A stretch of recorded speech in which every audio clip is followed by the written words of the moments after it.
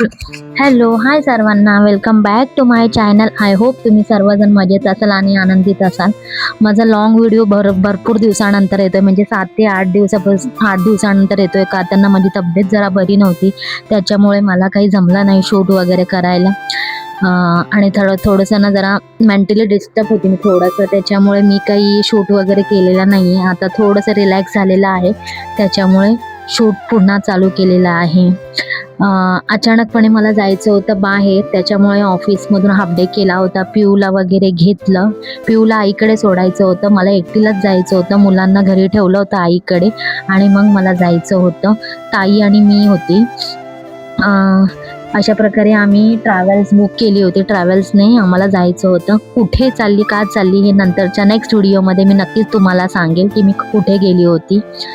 त्याच्यानंतर ट्रॅव्हल्सने आम्ही गेलो. ते संध्याकाळ रात्र झाली होती, 10-10:30 झाले होते.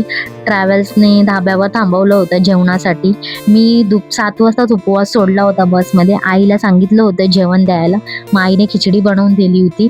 मग ती खिचडी ना मी रात्री बसमध्येच खाल्ली होती, म्हणून मी काही धाब्यावर जेवली नाही. माझ्याकडे फराळाचा चुडा होता, तो मी खात होती आणि ताई वगैरे जेवत होती. मग अशा प्रकारे फराळ वगैरे व्यवस्थित एन्जॉय केला आणि मग आम्ही परत आमच्या पुढच्या प्रवासासाठी निघालो. म्हणजे तीच ट्रॅव्हल्स होती, त्याच ट्रॅव्हल्सने आम्हाला नेक्स्ट डे म्हणजे दुसऱ्या दिवशी मॉर्निंगला आम्हाला उतरायचं होतं. मग मस्तपैकी आम्ही आमचं जेवण म्हणजे त्या दोघी जेवल्या आणि मी फराळ एन्जॉय केला. मग खाऊन झाल्यानंतर निघाली. बस काही जास्त वेळ थांबत नाही, थोडक्यातच थांबवून निघून जाते ती बस. निघते लगेच 10-15 मिनिटात. असं फटाफट आवरलं आणि मग निघालो आम्ही. त्याच्यानंतर बसमध्ये बसलो. परत मग रात्रीचा प्रवास सुरू झाला. त्याच्यानंतरचं काही मी शूट केलेलं नाही आहे. नेक्स्ट डे दुसऱ्या दिवशी जेव्हा उतरलो, जिथे थांबलो होतो तिकडचा मी हा शूट केलेला आहे. आम्हाला तिघींनाही फ्रेश व्हायचं होतं आणि पुढच्या प्रवासासाठी जायचं होतं.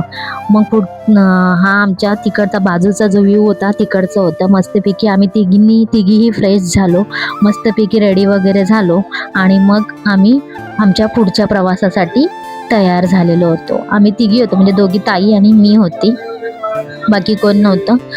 मस्तपैकी रेडी झालो. रेडी होऊन सगळं आम्हाला नाश्ता वगैरे बाहेरच करायचा होता, का आता नाश्त्याची वगैरे काही सोय नव्हती. मग त्याच्यामुळे आधी आम्ही म्हटलं चला आपलं आवरून घेऊया. मस्तपैकी आम्ही तिघीही रेडी झालो.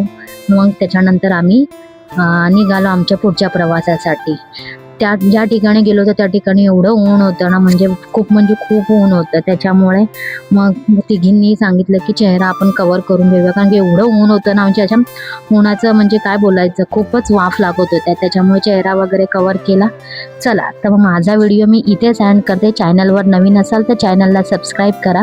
Take care friends and